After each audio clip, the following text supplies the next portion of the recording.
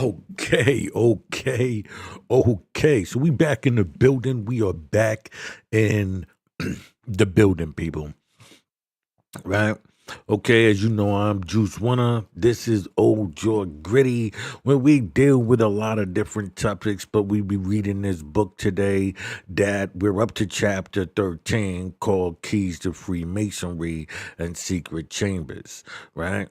So, in this book, we deal with exposing what Freemasonry is, right? This wicked system that plays a game of chicanery that causes people to conflict and argue between each other. We'll be getting actually after this chapter 14 and 15. I'm eager to get into because I know a lot of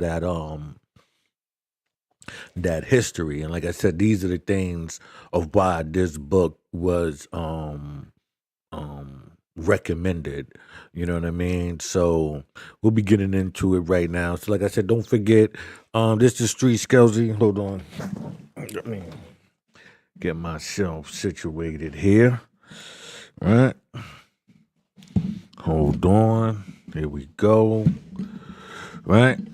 Okay, so this is Street Skelzy, Knock 'em Out the Box. This is a novel about two brothers on opposite sides of the law who must team up with each other in order to find their father's killer or killers.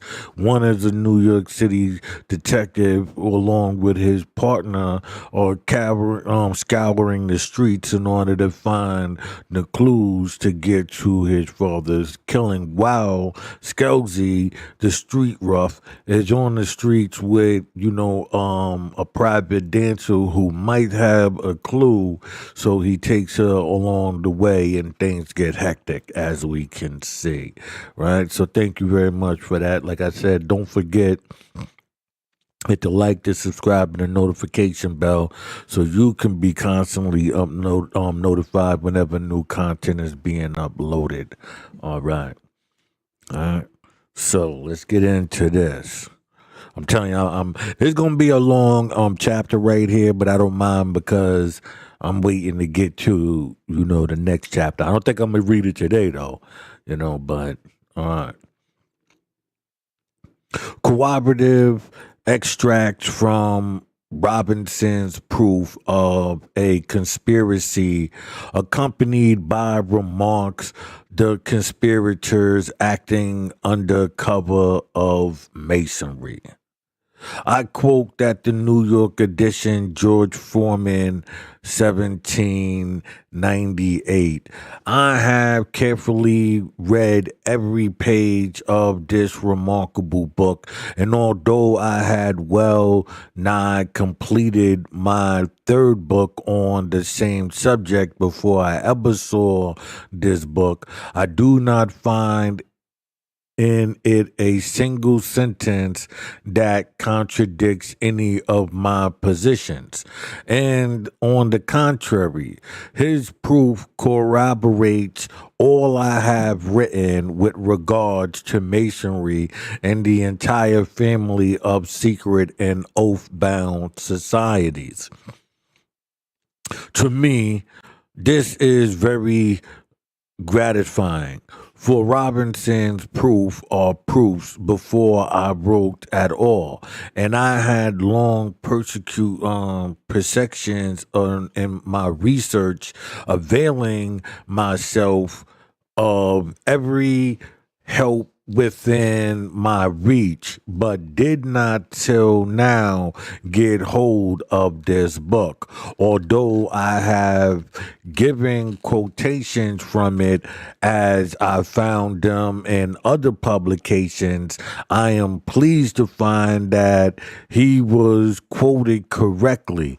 The book is dedicated to the Right Honorable William Wyndham, Secretary of War and Company and Company and Company, and dated Edinburgh, September 5th, 1797. Now, if you know what I tell you about Edinburgh, that's why I said a lot of this stuff is like I feel like him.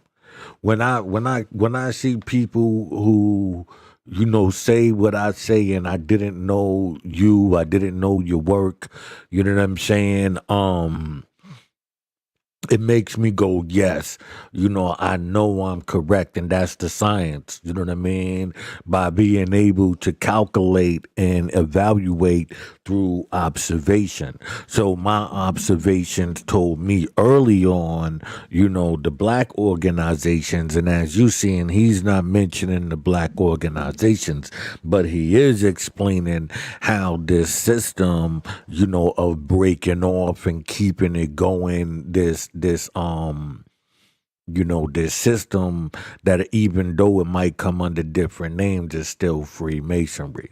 So like him, when he just sated and feeling elated and those type of things, that's how I feel, because Edinburgh is the Vatican, should we say, for Satanism, and in the royal in the Scottish Rite, right? The Scottish Rite. And as you see, like Queen Elizabeth, when she died, her last ride left out from Edinburgh. You know what I'm saying? So just so you understand that this is not just something just there. I'm gonna get more into it. It's just that, right now I'm hold on a minute here.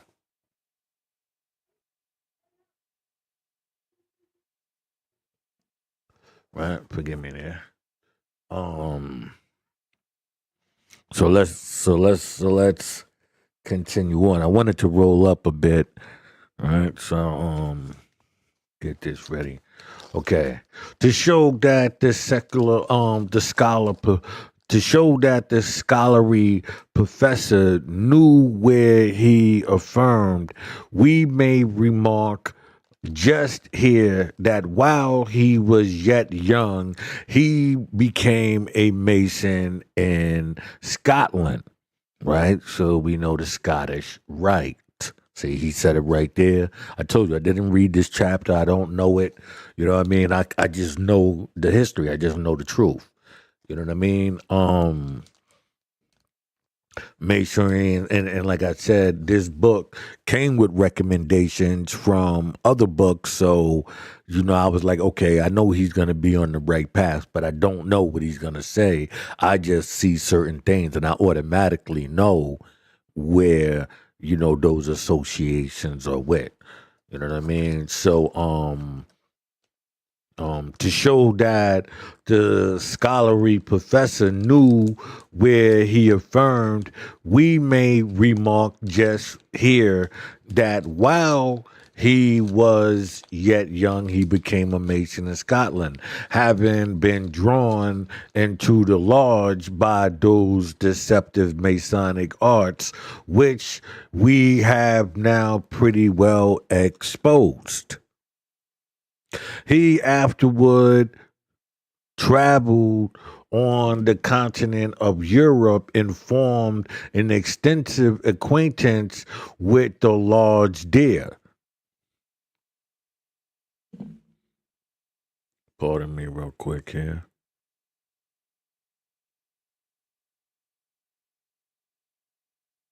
Okay. Um with the Lords there. I had been initiated in a very splendid lodge at Ling, of which the Prince Bishop was Transforus, and the chief noblest of the state were members. I visited the French lodge at Valenciennes, and that's the atheist, and at Brussels and Axis La Chapelle and Berlin and Nockenberg, and I picked up some printed discourse discovered by the brother orator of the lodge At St. Petersburg, I connected myself with the English Lodge and occasionally visited the German and Russian lodges held there. I found myself received with particular respect as a Scottish Mason and as an elf of the Lodge de la Parfaite Intelligence of League. I also impugned my persons of the first rank to pursue my Masonic career, though many degrees unknown in this country. But all the splendor and elegance that I saw could not conceal the frivolity of in every part. It appears a baseless fabric and I could not think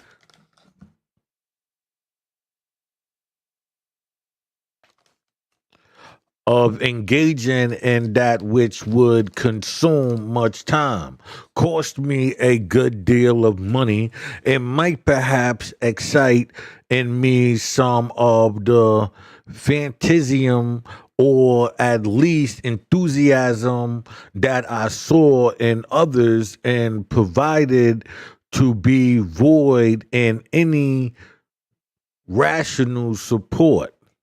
My Masonic rank admitted me to be very elegant, intelligent entertainment in the female lodge de la Fidelity, where every ceremonial was composed in the highest degree of elegance, and everything conducted with the most delicate respect for our fair sisters, and the old song of brotherly love that chanted in the most refined stained of sentiment. I do not suppose that the Persian Freemason of 45 degrees would give me more entertainment. I had profited so much by it that I had the honor of being appointed the brother orator. Let me get this ready here.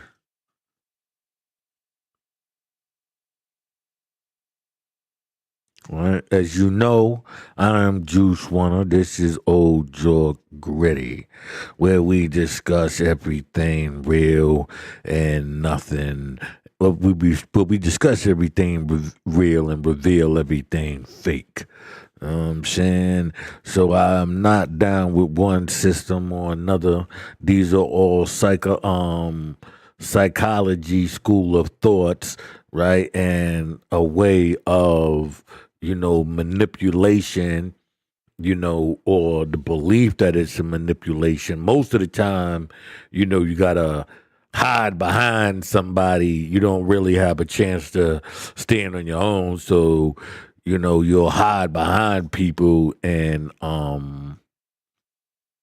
that's what you'll notice from, that system. Pardon me here. Just give me 1 second.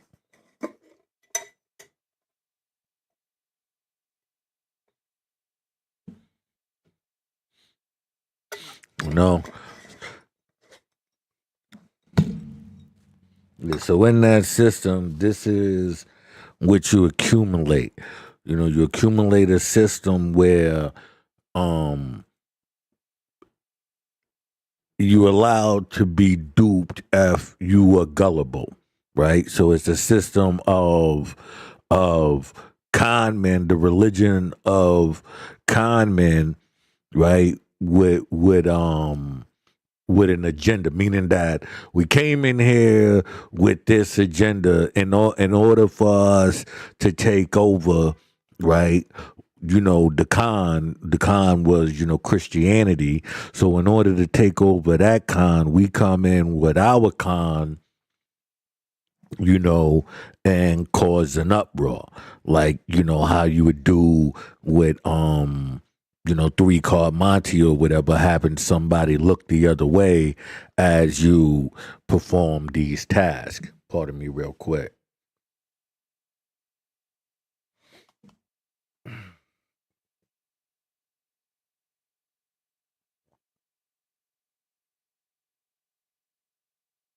So that's what the system really is. It's a system of the agenda. You know what I'm saying? The agenda is to, wipe out Christianity, right? Because they have a beef. Europeans, right?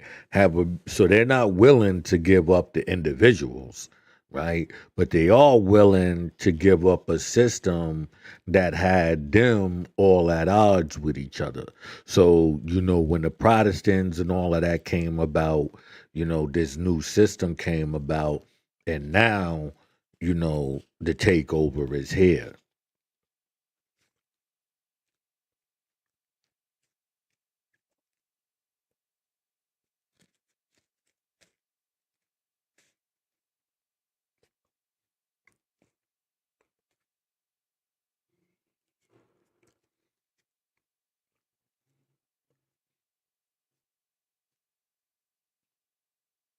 Right. Now, me as a non believer, right, hold on.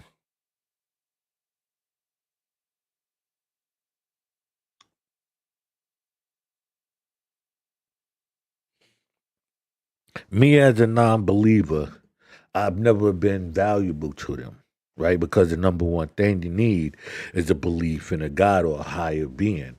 Because then that way you are transferred from whatever your blessings and all of that you believe were coming from, say, Jesus Christ or Muhammad or Allah or Buddha or Shiva or whatever you believe, right? Your blessings were coming from. Now, as you are indoctrinated into this system, all you're doing is transferring that. So by the next generation, you know what I'm saying? They have already, ready to come out of the darkness. You know what I mean? Like you see now, they came out of the darkness, right? The Satanism and all of that came about. It was there. You see how they've been setting it up for all of these years. They warned you back then. They didn't believe it then. So here it is. I'm here giving up another form of of the information, and they don't believe it again. It's like you're screaming at the wind. You know what I'm saying? You hollering at the wind. They don't care. But we do it anyway, right? We do it because we have to. I had profited so much by, let me see, support me here. Okay, where we at? I had profited so much by it that I had the honor of being appointed the brother orator.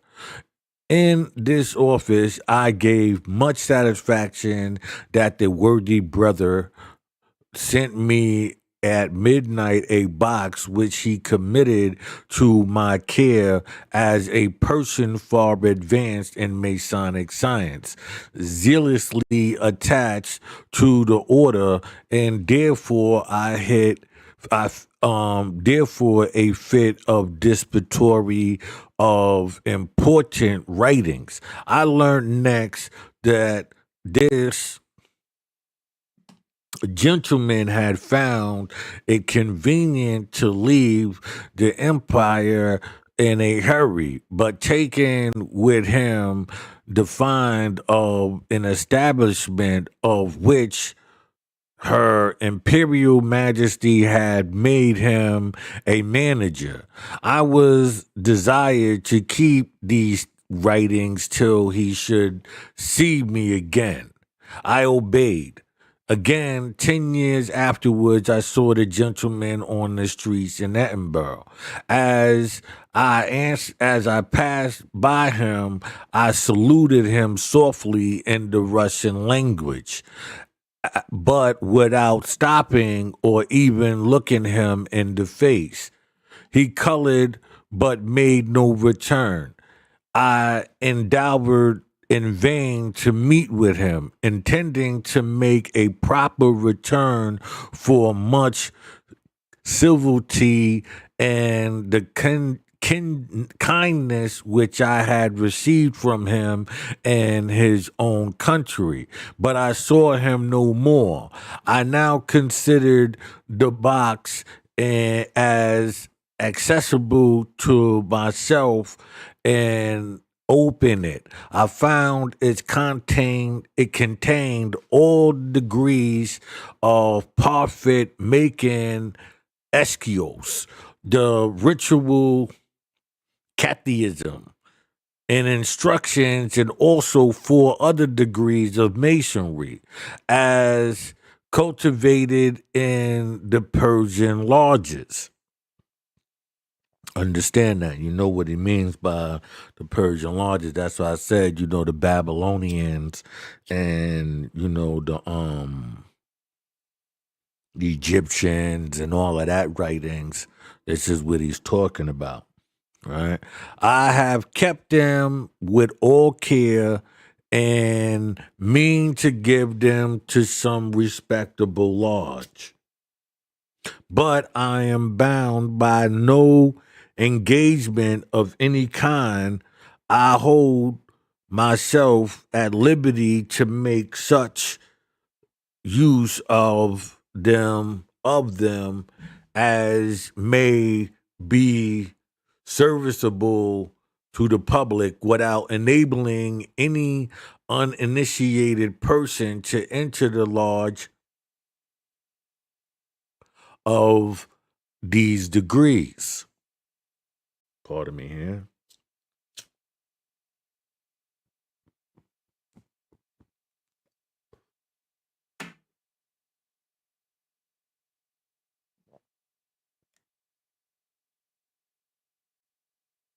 Of these degrees. Yet he will make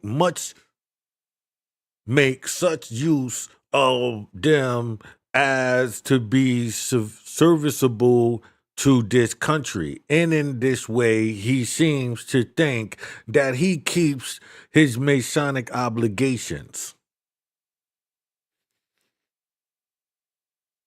Indeed, he does not.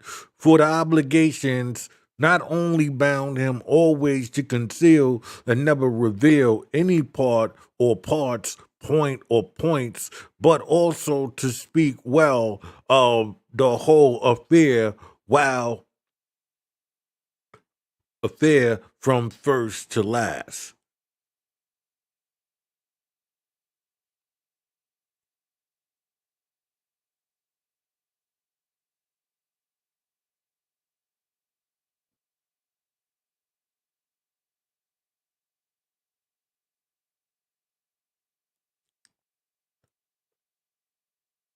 Pardon me here, pardon me.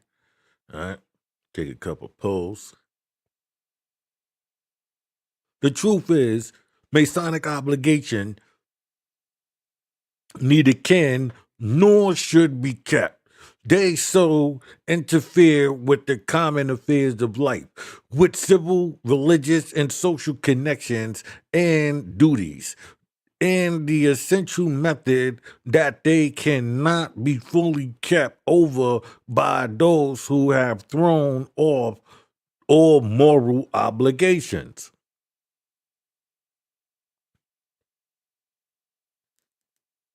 Right? It will be it will be seen that the Persians had at the early period as many as 45 degrees unknown in this country, thus confirming what I have said elsewhere, namely that the higher degrees were constructed by French atheists. Now, he just told you the French are the atheists. I told you the French are the atheists. You can do your research and you will see the French Revolution was started because of this atheism. They was getting away from the the Christian system that was pulling at them.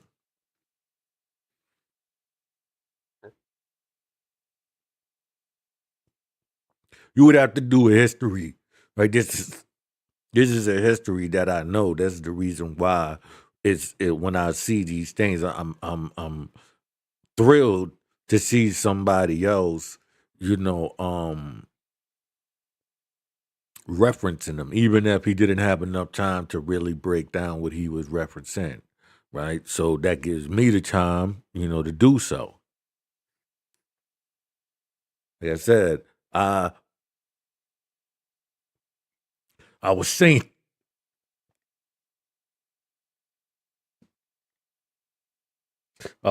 a few chapters back about the atheist under French and being atheist, right? So I just knew that, right? Okay. It will be seen too that the same character constructed lodges for the ladies, as similar characters are doing in this country now, although Masonic masters still tell us that no woman can enter the Masonic lodge. And I tell people that's a lie, right? That's another lie that they tell. Right. We shall see too that Robinson finally saw that was much more serious than frivolity that he could see at first, despite all the splendor by which he was dazed. Right. Okay, so it goes by he was dazed. See how the things work. I saw conventions held at Wismar and Wisban and Colo, at Brunswick, and at William's dad, consisting of some hundred of persons of respectable situations. I saw adventurers coming to a city professing some new secret, and in a few days forming new lodges and instructing in a troublesome and expensive manner hundreds of brethren. I saw it much connected with many occurrences and schemes in the Christian church. I saw it in the Jesuits.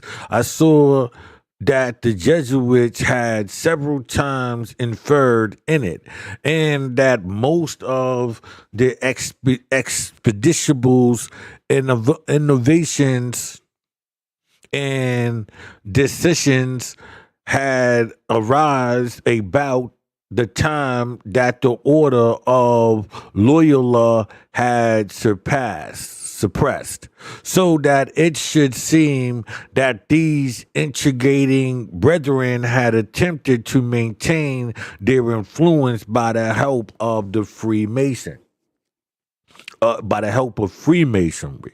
I saw it much disturbed by the mystical whim of J.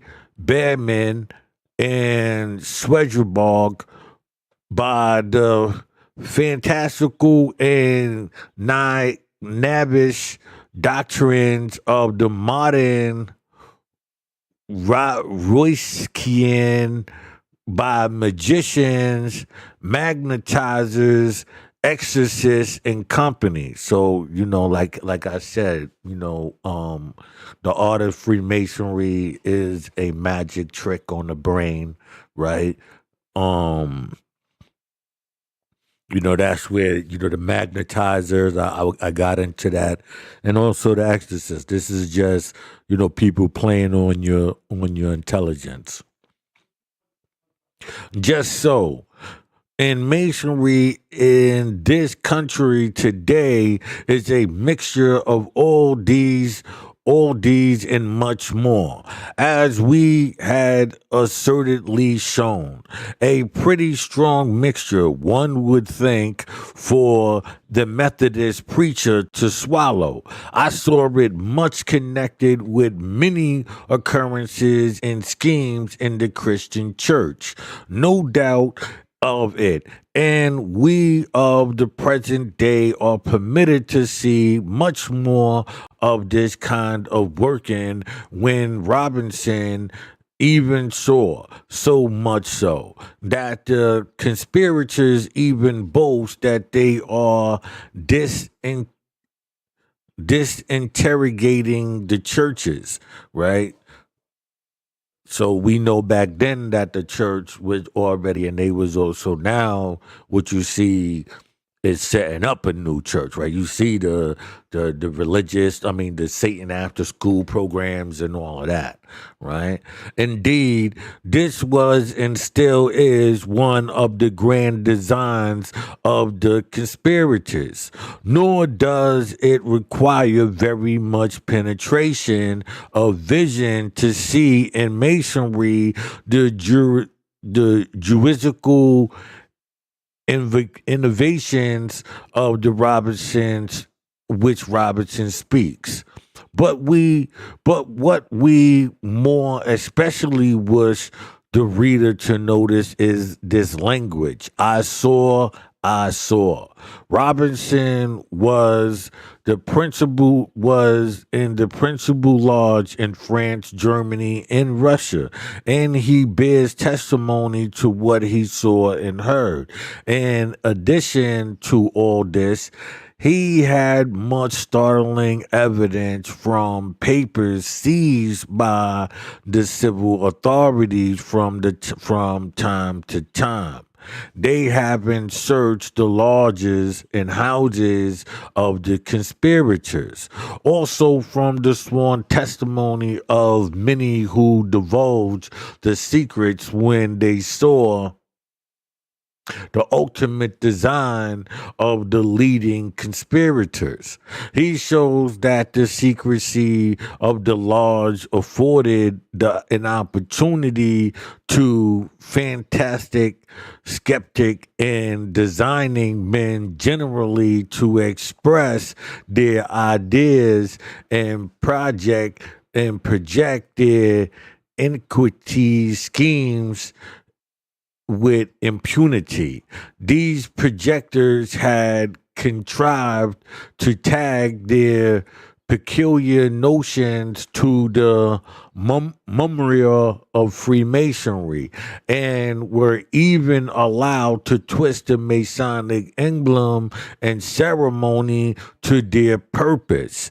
In consequence of this, the French innovations in masonry were quickly followed in all parts of Europe by the admission of similar discussions, although in direct opposition of the standing rule and declaration made in every newly revived brother that nothing touching the religion or government shall ever be spoken in the lodge.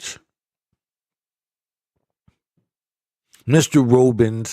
Robinson really seems to lose sight of the distinction between what masonry claims to be and what it is. It seems to lose sight of the fact that much promises and professions are not designed to keep, are only designed to deceive, nor did they wait till he was a received brother. If they had, he probably never would have been a brother. To induce him to become one, they declared that the obligations he was about to take would not interfere with his religion or politics. On this condition, he proceeded, and then, without any regard to this premise, they bound him by oath that set at defiance the whole of the divine moral code as well as the law of his country. He proceeds, in short, I have found that the covert of a Masonic lodge had been employed in every country for venting and propagating sentiments in religion and politics, and that could not have calculated in public without exposing the authority to great danger. I have been able to trace these attempts through the course of 50 years. I've been able, me myself, I'm saying, speaking, have been able to trace it for over 1,000 years. I can trace 1,000 years, right? And all made under the suspicious pretext of enlightening the world by the torch of philosophy and dispelling the clouds of civil and religious superstitions which keep the nations of Europe in darkness and slavery. Hence, masonry has its philosophical and infallible as well as its symbolical degrees. No doubt the initiated ignoramus gapes while listening to these big words and to the wonderful things which they are said to import. Now, I hope you heard that right there, because you see the conscious woke community, all they sitting around and talking in circles. They not setting up any plans of anything. Everybody is engaging and trying to say what they know, right? And so here I am stepping on the side and saying, "Yo, cut the nonsense." You know what I mean? If you are a part of it, I'ma expose you, right? Because I'm doing this here. But if you are not, cut the nonsense and get out the new spell. They kept you in darkness. They kept you, fascinated with them. So what you're doing now is you're still being fascinated with your enslaver. Hence, back to reading. Hence, masonry, where we at, entering listed in these big words into wondering wonderful things which they are said to import. Hence, that would be wise, like what hence that would be wise look which character characterizes such persons when they come out of the Masonic den. But listen to Robinson. I have observed these doctrines being discussed and gradually mixed with all the different systems of masonry till at last all associations had been formed for the express purpose of rooting out all the religious establishments and overturning all the existing governments of Europe. Let me tell you something. Neither one of them is trying to actually, they are giving you enough to join sides. You know what I'm saying? Christianity definitely didn't give you information. Observe this is what the purpose to prove, and actually has proved in the following pages. To show this, we will give short extracts. The association of which I have been speaking is the Order of Illuminati, founded in 1775 by Dr. Adam Weishaupt, professor of canon law in the University of Indulgent. I'm sorry, I didn't get that right. Inglistant, right? Observant Weston had been educated a Jesuit, had taken the Masonic degrees, and like the French atheists, resolved to compete complete the Masonic structure and foundation of which was laid in London by Anderson, a Scotchman in Dulcigin, right? A Frenchman from 1717 to 1720. Hence, it was a fixed law that none could be admitted into Western's cable but such as had previously taken the first 3 degrees of masonry at least. Observe too that Illuminati is only one of the names under cover of which the conspirators worked and are still working for the purpose here specified to illuminate is the professed object. To blind and ruin is the real one, right? It may be well to remark just here that the constructors of the first 3 degrees, now known as the Blue Lodge or symbolic Freemasonry, right, did not see the far-reaching consequences of what they were doing, though they evidently had a bad objective in view. Neither did Muhammad, who, when he commenced to deceive his countrymen by his lies and tricks, nor did Mohammed. That's a different. Okay, as long as we understand that's a different name. Nor did Agniat Lodia when he commenced in the same way.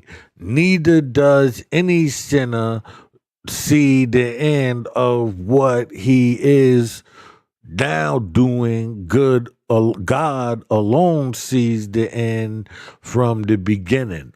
A pure mind will do or not do because God has commanded or forbidden, rather than from a reference to a far-reaching consequence. Though in man's present state, at least, it is highly necessary to take these into account. We now pass from the introduction and will give some extracts from the body of work. So, extracts, my fault, I said extracts. Introductions, and we'll give some extracts from the body of work. Page 33. But it is not a matter of mere probability that Masonic lodges were the seminaries of the libertine instructions. We have distinct proof of it, even in some of the French degrees. In the degree called the Chevalier de Celer, the whole instruction is aimed against the established religion of the kingdom. The professed object is the emancipation from error and the discovery of truth. The inscription in the East is Segesi, that in the north of liberty, that in the south firmament, and in that of the west caution. Terms which are very significant. The tres vulnerable is Adam. The senior warden is truth. And all the brethren are children of truth.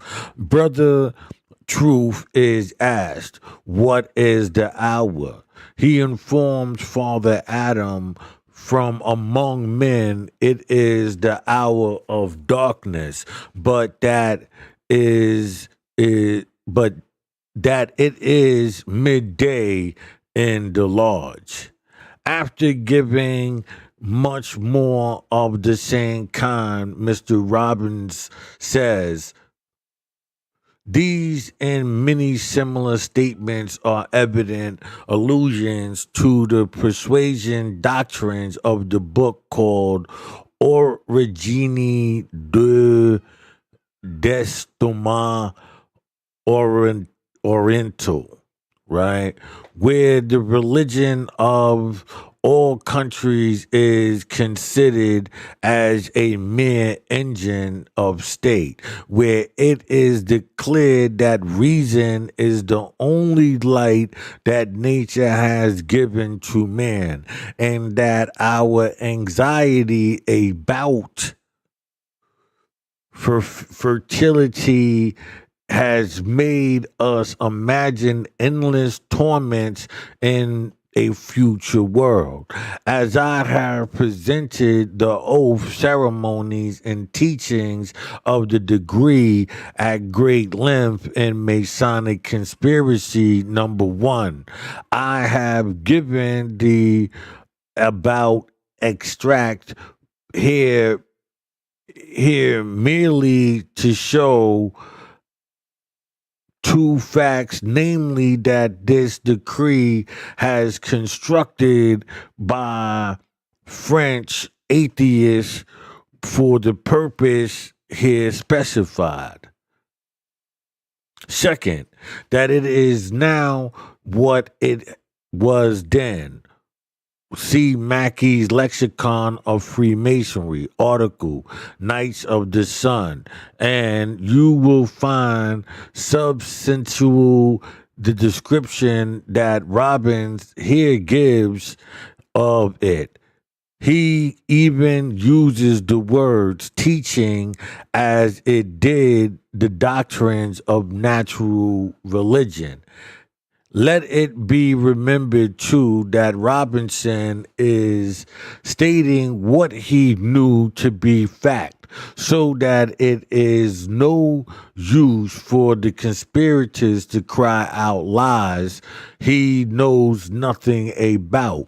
On page 35, we are shown how the following degrees contradict those which went before, till all vital truths is excluded and nothing about atheism is left.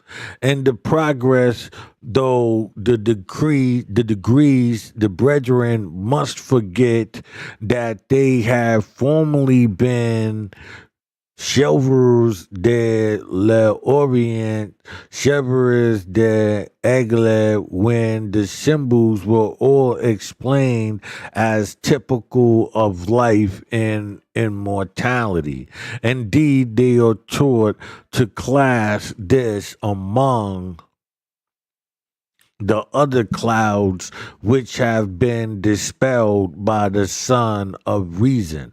Again, on the same page, we are not to suppose that this was carried to extremity at once, but it is certain that before 1743 it had become universal, and that the lodge of Freemasonry had become the places for making proselytes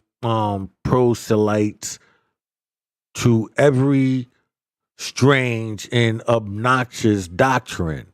Yet again, on the next page, when speaking of these proselyters, he says, none more zealous than the apostles of infidelity and atheism.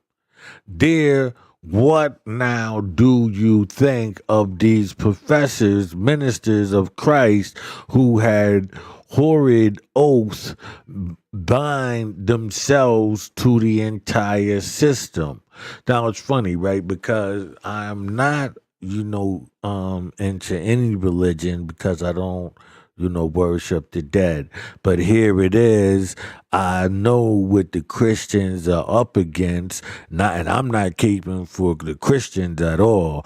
I'm just saying you should understand the new system that you are walking yourself into. If you want to walk away from Christianity, I have nothing to do with that. As you see, the atheist and all of that, I would be considered an atheist to a degree, but I can't be an atheist due to the fact that I do know who God is, right? And so I'm saying there was a God, right? Whether it be past tense or not, it did exist. He did exist. You understand what I'm saying? So, in understanding what they're really saying, I'm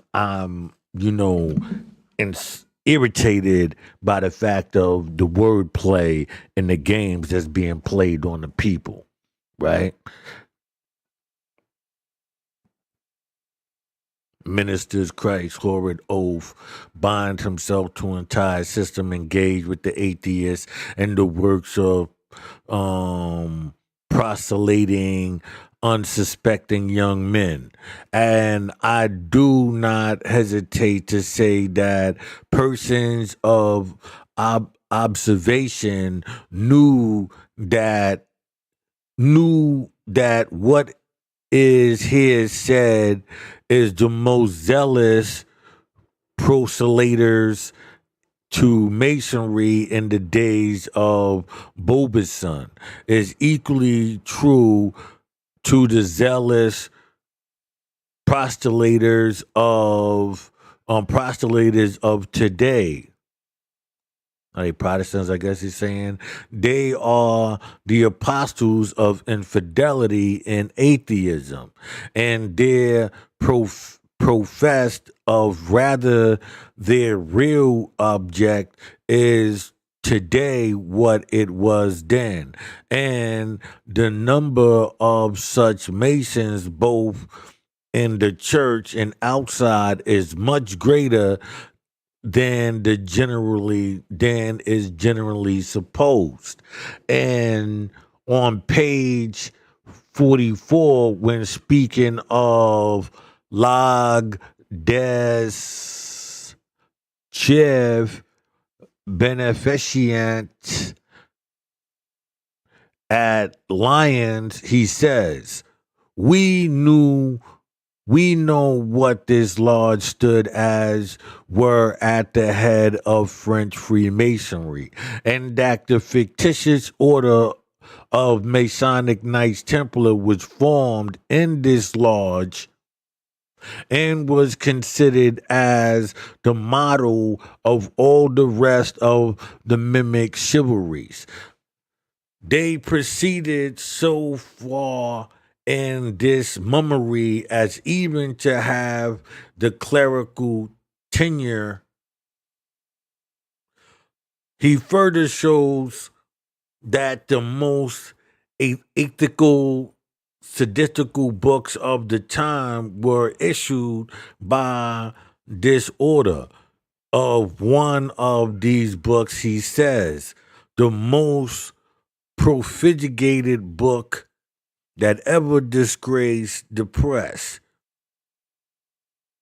On the following pages, he says, in short, we may assert with confidence that the Masonic Lodge in French were the hotbed where the seeds were sown and tendency reared of all the pernicious doctrines which soon after choked every moral and religious cultivation and have made the society worse than a waste, have made it a noisome marsh of human corruption filled with every rank of poisonous weed. Mark what he says of the origin and principles of the Order of Knights Templars, and then think of the displays occasionally made by the same mimic chivalry in the streets of our cities with the pastors of Christian churches at their head. Behold, ye astonished worlds, the wonderful sight. Men professing Christianity and atheism at the same time. Ye professing to be teachers of both. Mark 2. What he says of all the Masonic lodges in France at the close of the last century. They were the hotbed where the seeds were sown and tenderly reared of all the pernicious doctrines which soon after choked every moral or religious cultivation and have made the society worse than a waste, have made it an Newman's marsh of human corruption, filled with every rank and poisonous weed. Think of this, I say, and then think of the awful fact that men are occupied and have men who occupy the pulpit of our land are crowding into this lonesome marsh of human corruption, yea, and dragging their flock with them. On the same page, he says, the large de la perfecte intelligence ad leg contained in December 1770, of the Prince Bishop in the greatest part of his chapter, and all his office bearers were dignitaries of the church. Yet a discourse given by the brother orator was as pregnant a stater and on superstitions and cruelty, as if it had been written by vulture. It was under the auspices of this lodge that the collection of discourse which I mentioned above was published, and there is no fault found with Brother Robinet, nor Brother Condorcet. Condorcet. Indeed, the treacherous of leg were proverable even in Barbank, for their empiric, euphoric, I'm sorry, in the most extensive sense of the word. It will be seen that the highest dignitaries in the church were the highest dignitaries in this atheistical conclave, yet we are still annoyed with that common reply at all our sentiment of facts. It cannot be so bad when there are so many ministers in it. Well, I know we have the power either to close or open our eyes, but the time will come when seeing will be matter of choice. Yea, the time will come when neither seeing, pardon me here,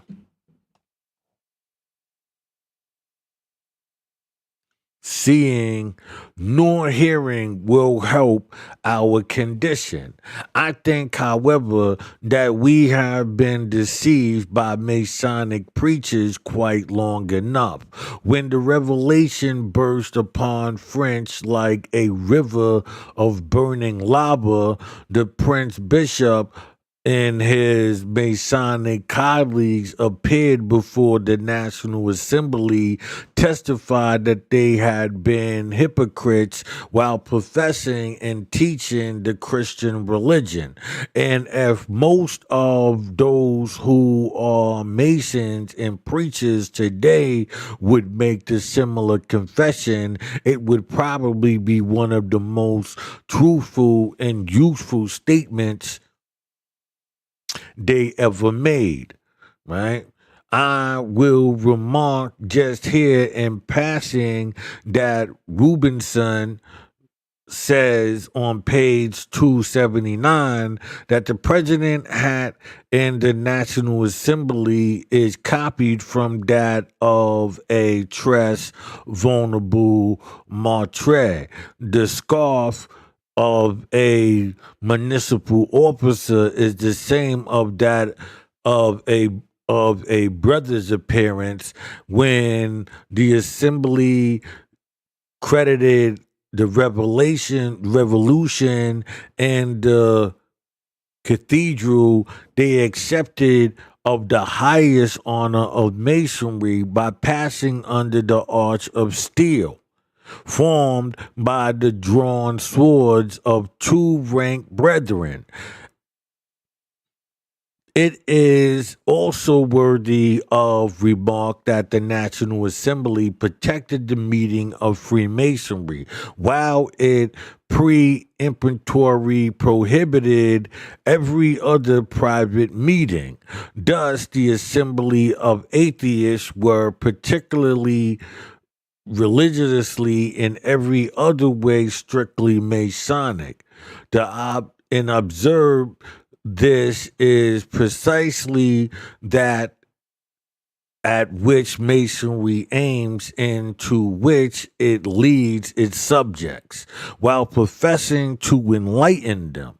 We talk about the Enlightenment, nor may, the woke community, nor may we overlook the fact that Masonry is displaying an anti-Christian and idolatrous emblems in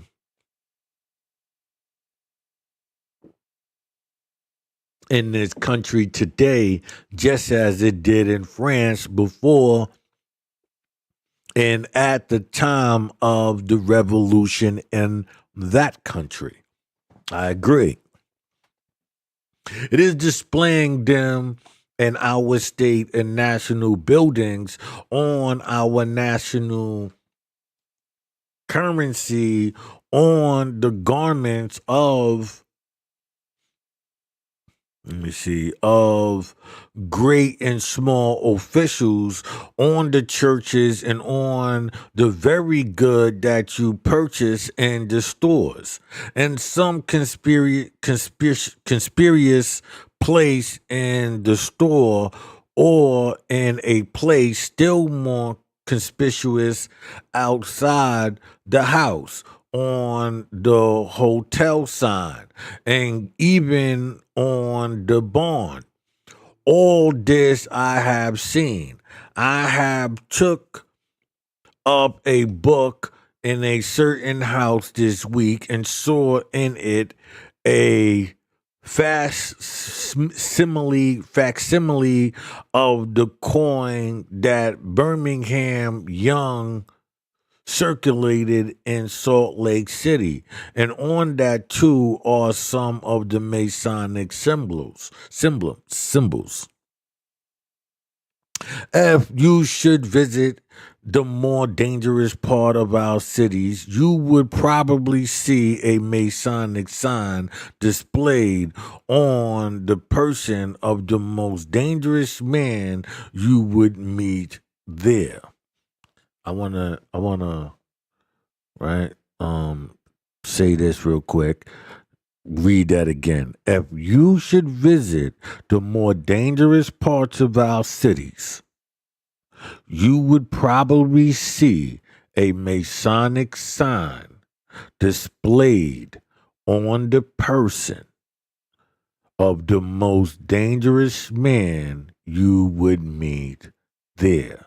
or when you kneel at the altar to receive the sacred emblem of Christ's dying love, if you look up, you will probably see Masonic emblems displayed on the person of him who officiated in that sacred place. Right? So if you learn what Freemasonry is, if you learn what to look for, you will see that these people that are orchestrating this destructive fighting and all of that within our community, blue and red, and they find a scapegoat first, a noble person, say in Crips, right? We say Raymond Washington. Then all of a sudden, mysteriously, he winds up dead and a feud can ensue. And then when we look at like Eight Trey Gangsters and Neighborhood, Crips, we see, this same mysterious person, doing this killing and then disappearing. And now you have this long going feud. Right? And that's how this works, people. Or also, by the way, let me while I'm over here, let me, you know, smoke a little something. By the way, I am Juice Wanna, and this is Old York Gritty, where we talk about everything under the sun, but it's always true, and we reveal the fake.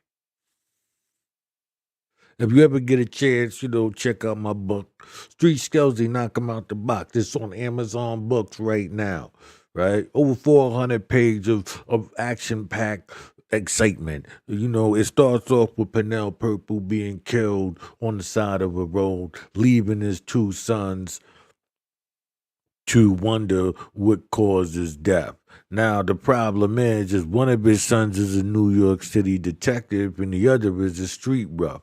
And both of them want to get the answers before this whole case winds up messed up and blown out of proportion. So if you get a chance, it takes place in New York City, but it's also, throughout the tri-state area. It's a fast-paced book with a lot of action.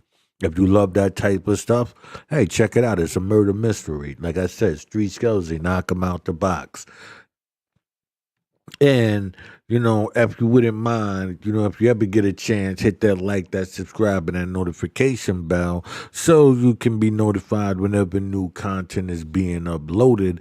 Plus, if you leave comments and all of that, other people, it'll like boost up the algorithm and all of that, and other people, could know what is happening here and they could, join in. My thing is to get the message out, as clearly and as possible. So this is the second book that I presented to y'all, but inside of this I've opened up many shows and showed you what they are talking about, and I will be continuing after this one as well.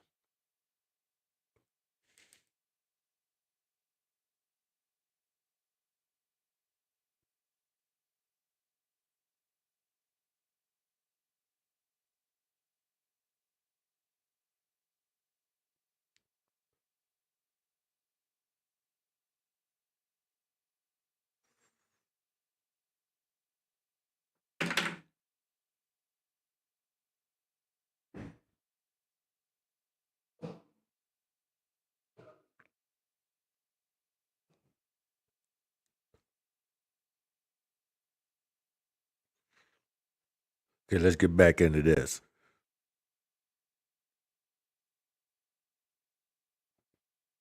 A short time since, a brother told me that he saw such emblems on the person of him who distributed the bread and wine. And in view of the fact, one brother at least did not partake in the supper on that occasion.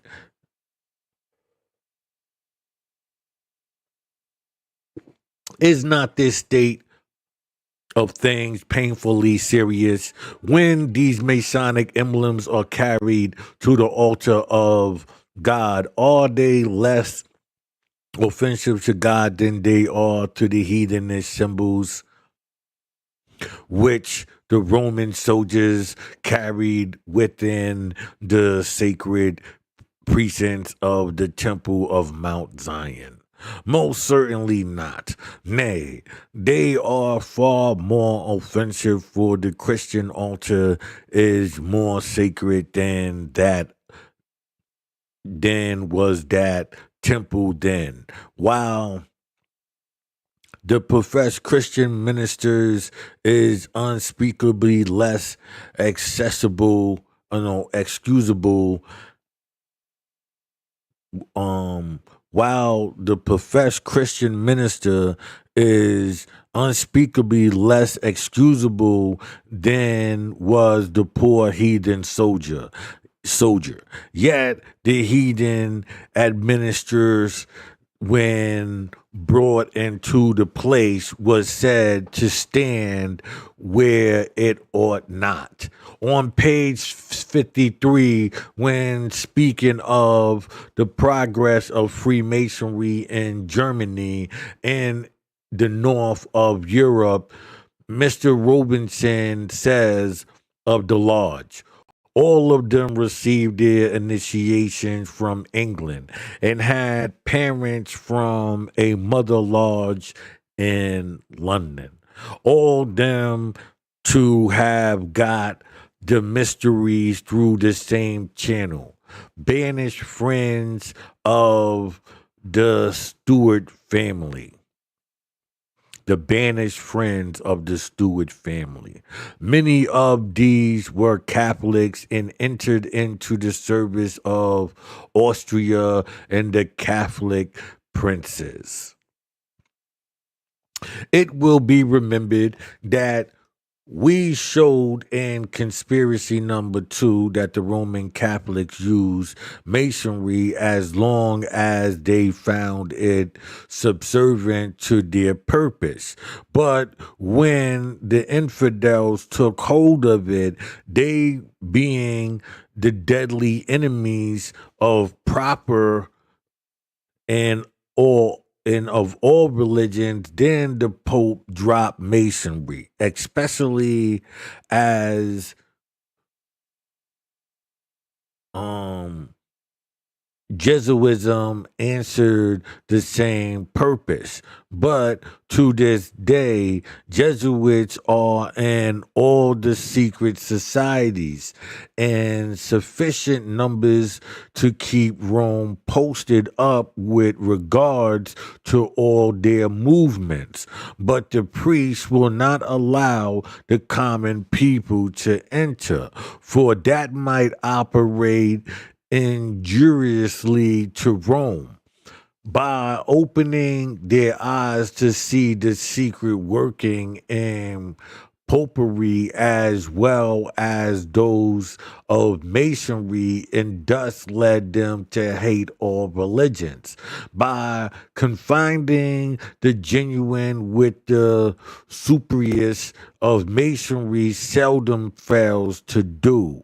Speaking of masonry in Germany, Mr. Robin says,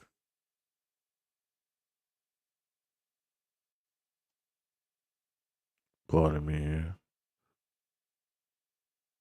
I don't know why it's freezing up there for some reason.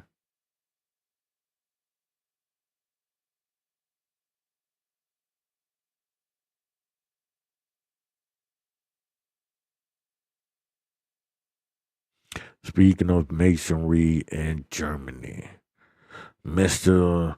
Robinson says the Rosican. See, hold on. Let me refresh this, people. It probably takes me all the way from the top. Yeah, I figured that. Um,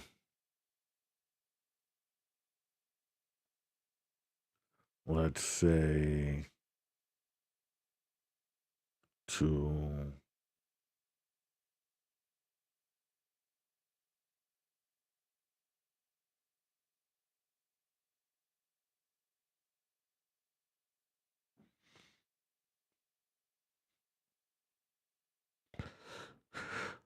still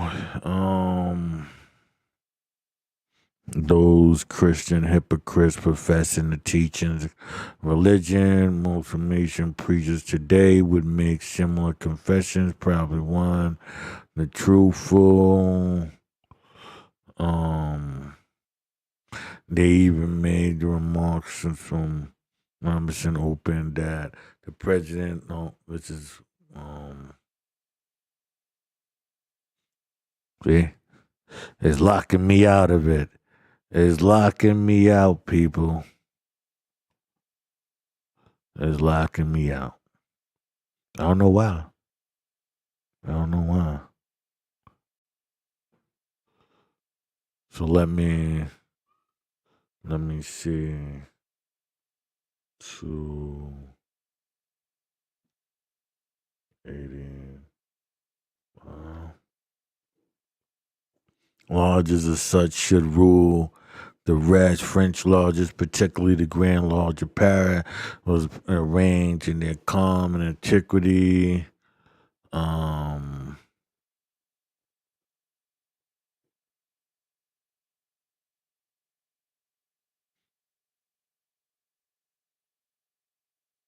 Them prevailed in the Europe. Masonic lodges were erected in new degrees, constructed in active results of spirit rivalry. Let me see.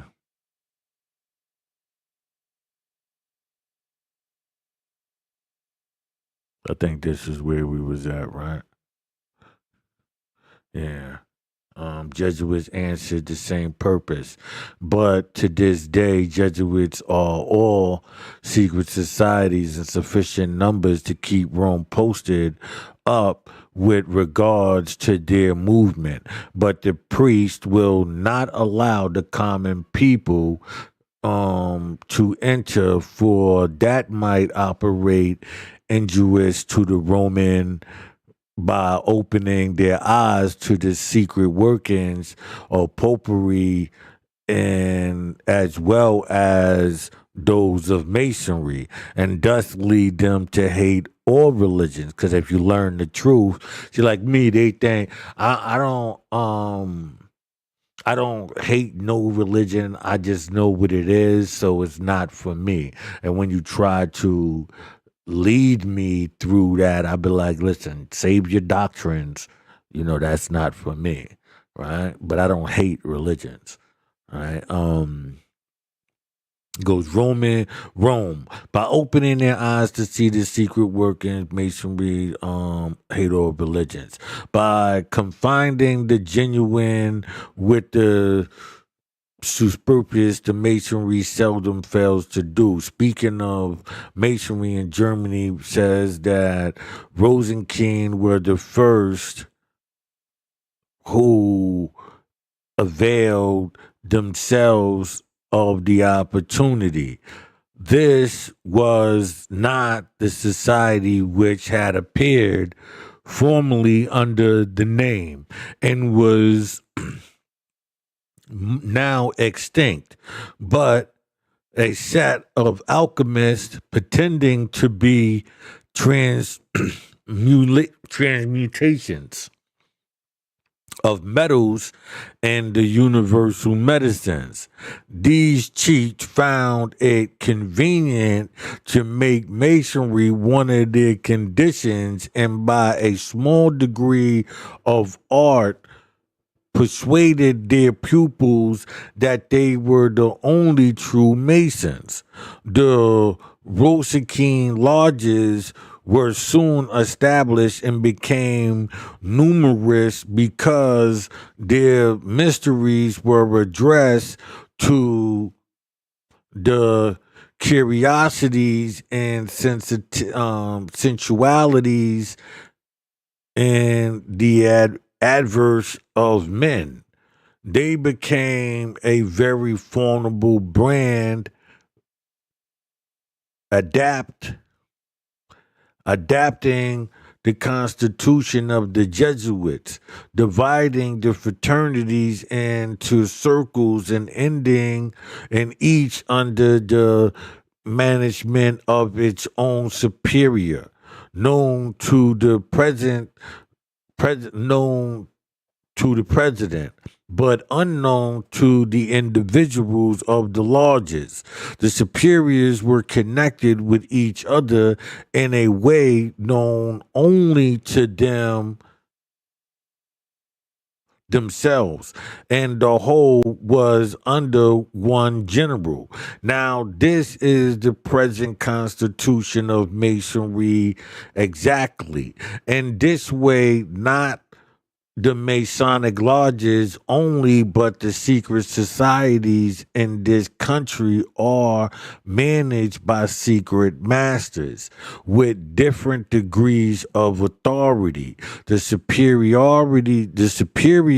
only being known to each other, while their dupes, both men and women, are entirely ignorant, both of them in their operations, and equally so of their design.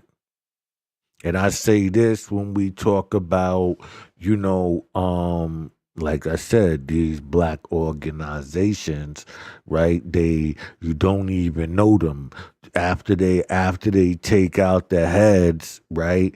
It's these people operating, and they know each other, and they can set up, difficulties for you, and they keep the conflict brewing for political purposes.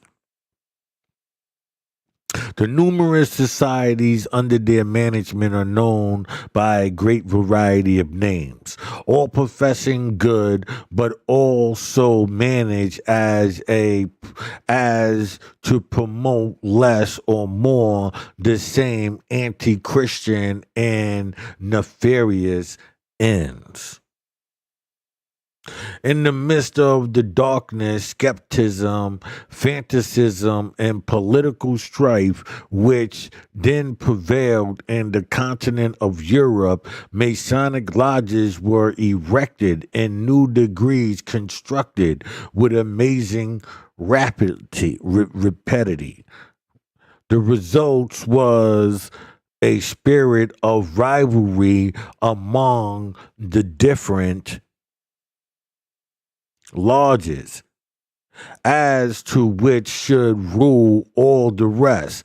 The French lodges, particularly the Grand Lodge of Paris, were specially arrogant in their claims to antiquity, and was having a semi pure thing. But the German lodges did not like to be ruled by those in France, much less did they let them sell all the patent patients and pockets all the money. Hence, contentions and division greatly prevailed for a time in those dark places on the earth. But in the midst of the strife, a new idea was started, namely that the Mother Lodge was in London, England.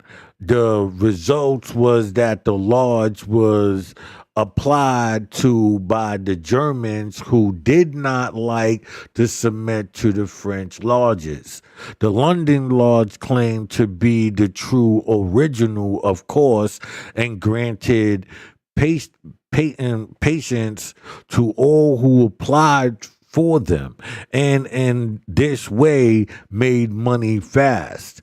In this way, the German lodges were emancipated from the rule of the French lodges, claimed to be equal with, if not superior to them, and to have an equal right to sell patients, which they did with great rapidity, much forward and flourished business in this way and pocketed the money. Baron Heard says Robinson, being in Paris, got acquainted with the Earl of Kermanach and some other German gentlemen who were about the pretender and learned from them that they had some wonderful secrets in their lodge. He was admitted through the medium, and that nobleman and the Lord Clifford and his Masonic patient was signed George, said to be the signature of Kilmarnock. Hand says, frankly enough, that he attached himself to the fortunes of the pretender in hopes of raising under his protection. In hopes of rising under his protection. In this way, the work of deceiving and being deceived went forward, and all the original Masonic plans. Yeah, I told you the religion, that's the religion to deceive. The original plan has been so martyred, however, that all the Masonic lodges in the country submit to the doctrine of the Grand Lodge of the United States, which, like the old East India Company, is a huge monopoly and still pushes on the flourishing businesses by a degree of fraud and falsehood, seldom paralleled and probably never exceeded in the history of our apostate state. In the midst of these quarrels between rival lodges, a book appeared, says Robinson, called The Stumbling Block and Book of Offense, which betrayed by their own confessions the whole secrets of the order of Templars, so far as it went beyond the simple English masonry. Yet those constituted chivalry still foreign to look very wise and still cry out, "You know nothing about it," having a great length of audience, the most convincing facts and evidence to mark the corrupting and destructive influence of masonry in Germany. The Robinson thus sum up on page 75. And thus it appears that Germany has experienced the same gradual progress from religion to atheism, from decency to dissolutionist. And I say that to say when you see World War II and all of that, understand, the Germans and finding out certain information and deciding to go about it in that way. This is what he's alluding to, which was coming to him and, passed to us. And thus, it appears that Germany has experienced the same gradual progress from religion to atheism, from decency to dissoluteness. Sorry, I got bust a lip, so I'm really trying not to bust bite on it. Um, excuse me. Um, where we at? Loyalty and from loyalty to rebellion, which has had its course in France. And I must now add that this progress has been affected in the same manner and by the same means, and that one of the chief means of seduction has been the lodge of the Freemasons. This testimony is true, and it is equally true that what Masonry did to France and Germany, that it is doing to the United States. Under its corrupt and corrupting teachings and influence, it is producing results precisely the same as those mentioned above, and to an extent that it is truly appalling. They getting to the last page. You see how they did me to the last, I think like 2 pages. Come on, man. Don't do me like this. Because it was at the 78. So I have to 80. Um,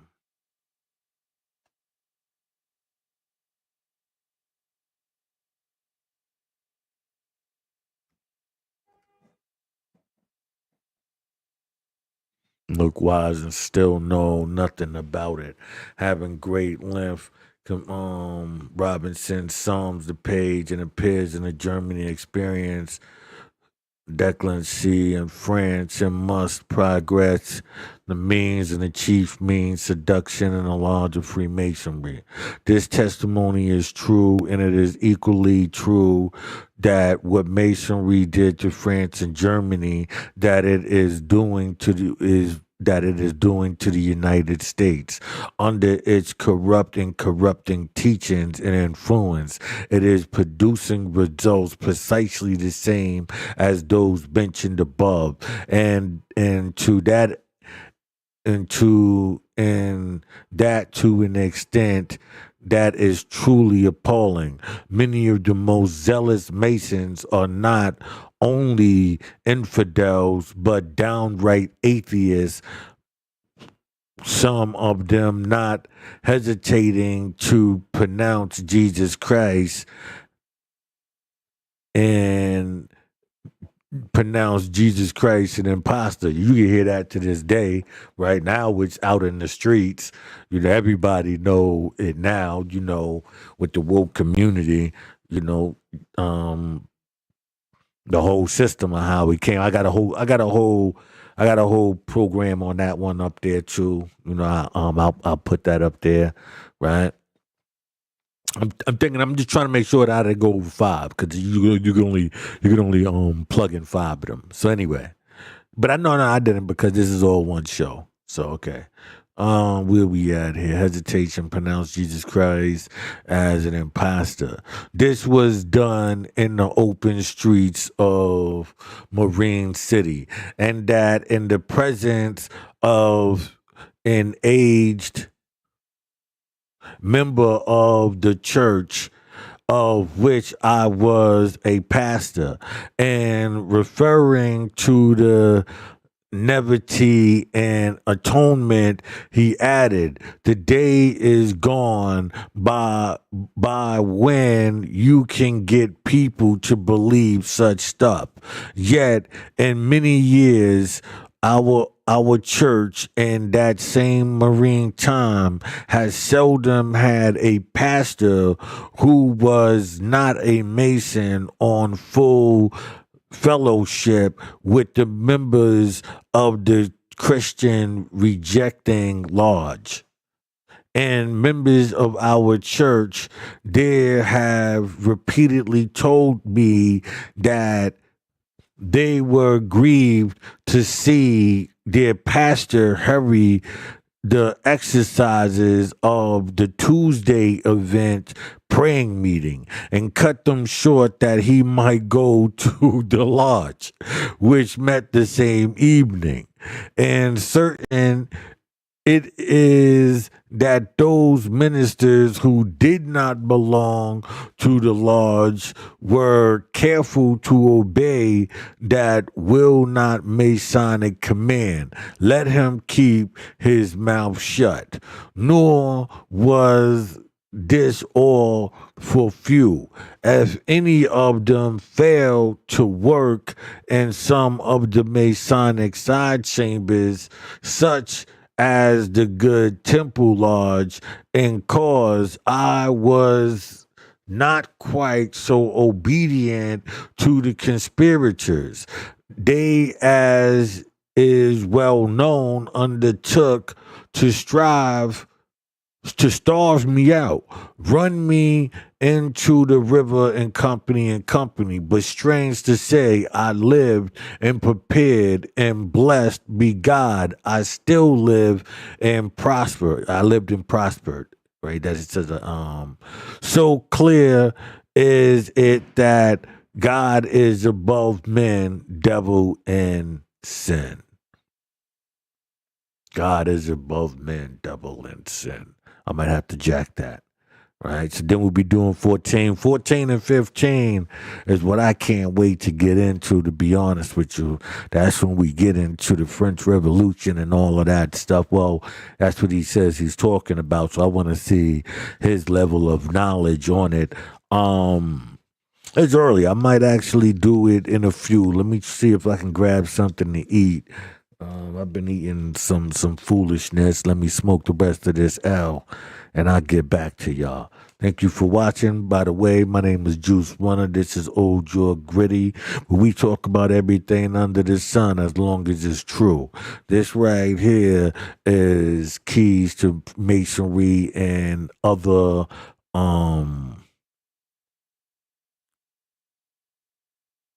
So I'm wondering, that whole time was y'all able to see what I was reading, or was y'all watching it? I gotta go look back now. I mean, well, anyway, I was reading it, but I'm saying how much of it was stalled on my screen.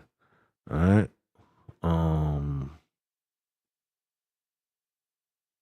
Let me see something here.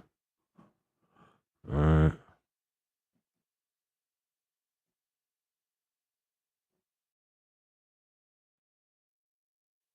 Yeah, it's froze. I don't know how it froze. Hold on a minute. Let me see some. Yeah, it's saying error. All right. I didn't realize that. So let me close that. All right. And let me see if I bring it back up. Will it catch it?